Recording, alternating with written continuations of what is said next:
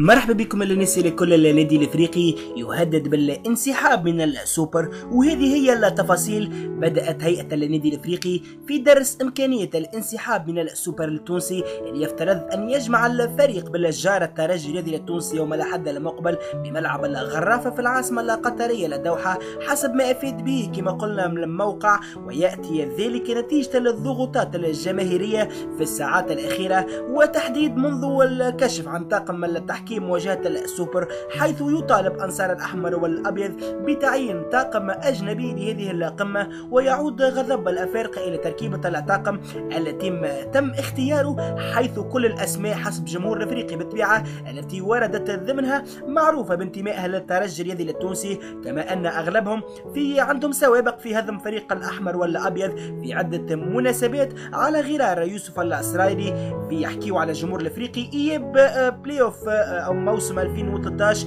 أو مساعد أنور هميلة الذي أعلن في ذهاب الموسم الماضي عن ضربة جزاء حسم بها الترجي التونسي موقعة الديربي، وهو الأمر الذي ينطبق أيضا على يامن الملولشي الذي يصنفه الكثيرون ضمن حكم المنظومة.